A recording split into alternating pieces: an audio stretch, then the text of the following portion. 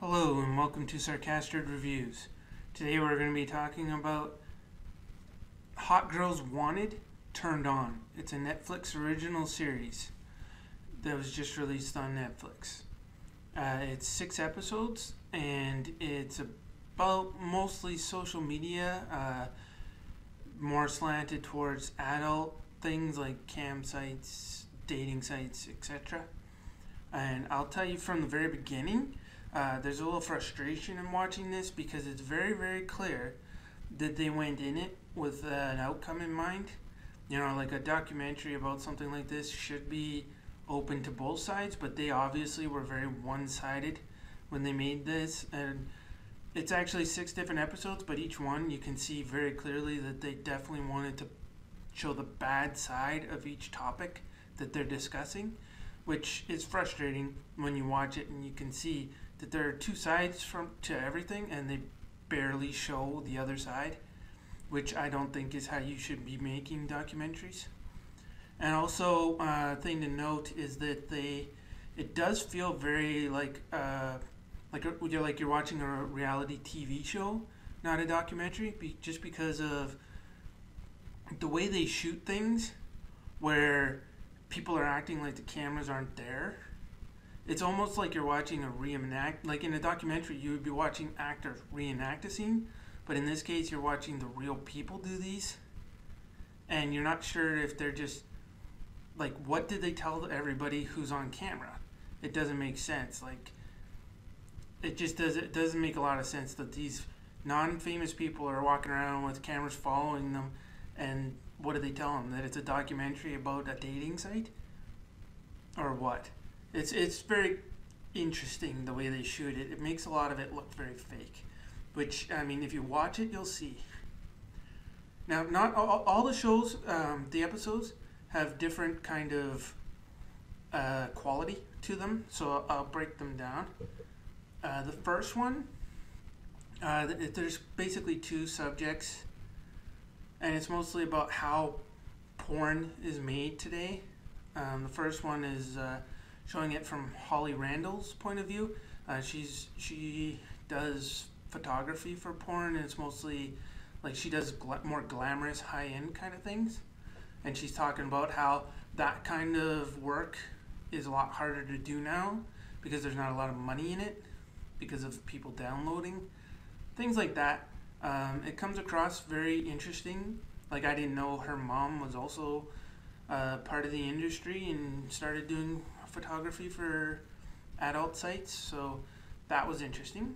But yeah, at the end, it just made it look like a big downer, that she was almost ready to quit. And then on the other side of things, they show like this one woman who has a company in Spain, and is doing more of woman-oriented porn, which, like, to be honest, it didn't really look that interesting what she was showing. It looked more artsy than anything else. So how successful it's going to be, who knows? But it really didn't. That episode really didn't go very anywhere really. And then the second episode is about dating online, and it's just following this one guy who used to be on Big Brother, and he's kind of a douche. Like, he's just dating girl to girl to girl, going through and multiple girls at the same time, that kind of thing.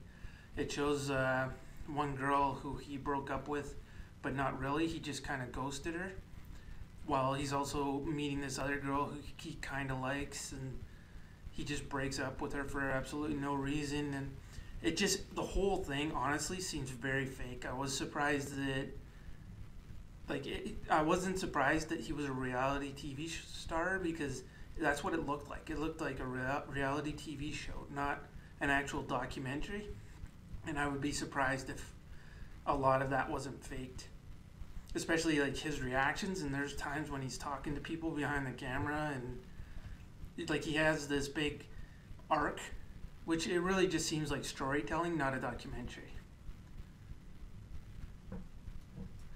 And the third video is, it's about this girl her name's Bailey, and she's a webcam girl, and she basically brings in girls, recruits them, and gets a commission for it. And she's talking about her own business and how she has clips and webcams and things like that. And it follows her being, and she keeps using the word empowered and how she's not doing anything she doesn't want to do and things like that. So for her, that's good. But then it also follows this girl, Bonnie, who Bailey recruited, who's having all this negative stuff happen. Like she's a partier. She's getting involved in stuff she didn't want to get involved in, like doing boy-girl scenes, things like that. And she's getting in lots of trouble with drugs. And so they always end it. That's what I mean in the beginning when I said they seem to have their own agenda, is they keep ending this stuff, making it look bad. Each subject, the online dating, the porn, the webcamming, all of it, they make it look bad intentionally. And the fourth video is about interracial porn scenes. There's not a lot to that one. It mostly follows an agent who's trying to make it big as an agent and get his own site up and running, and then talks about a couple of African American actors and what it's like for them to do scenes and to be called on for these interracial scenes. There's really not much to it. It's just basically just showing you what it's like. There's no positive or negative to either one. The fifth video is about a guy who basically falls in love with a cam girl, and he keeps spending money on her for 4 years. And then after 4 years, they meet in person, and it's really weird. It's all awkward, and you can see where it's going a mile away, that they don't have anything in person. So there was no real point of them meeting in person. Like, it was all an online infatuation kind of thing. But he spent all this money, and then, of course, at the end, he feels all bad because he spent all this money on nothing, basically. So, again, it makes cam girls look bad. The sixth one is the only interesting one, because it's about a girl, Marina Lunina, who she filmed her friend getting raped on Periscope. And her friend was a minor. She was 1 month under 18.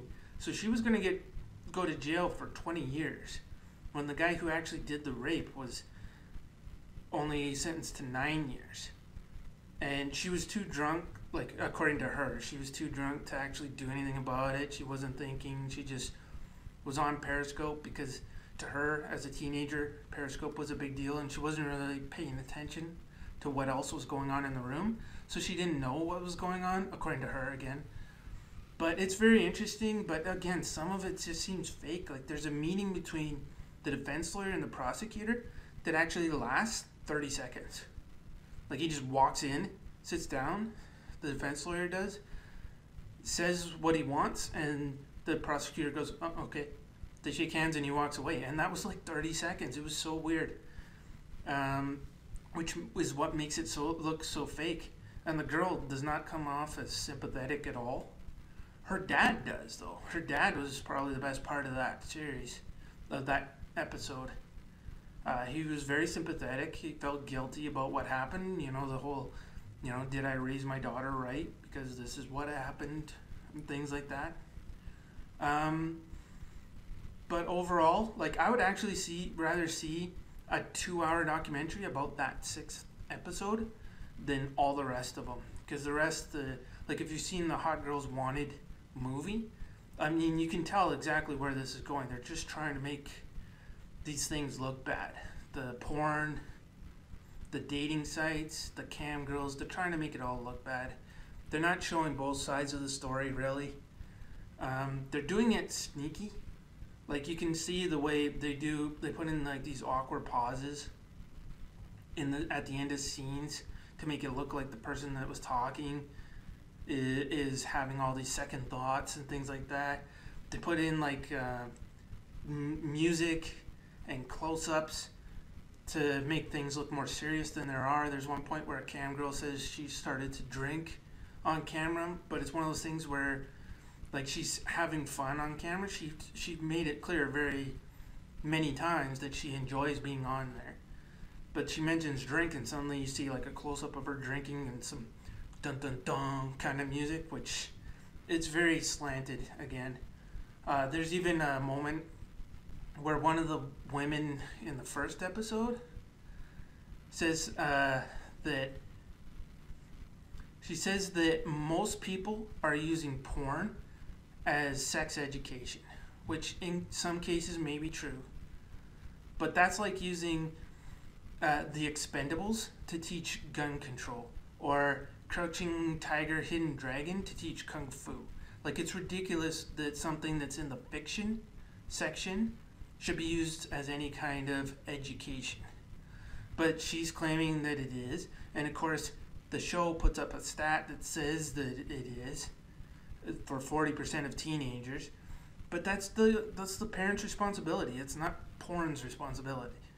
So it's just, I'm not going to go into the whole debate about whether porn is good or evil, but I just don't like documentaries that are one-sided, and it's not very well done either. Like I said, it looks like reality TV. It looks fake. A lot of it looks fake. It looks scripted. A lot of the subject matter isn't very informative, except for like that sixth episode. That was pretty decent, and that was it. But other than that, I would rate the entire season a thumbs down, and I wouldn't recommend watching it.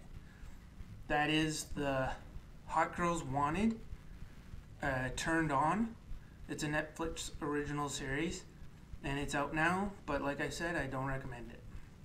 So if you like this video, like, share, subscribe, or all the above. Thank you, and have a nice day.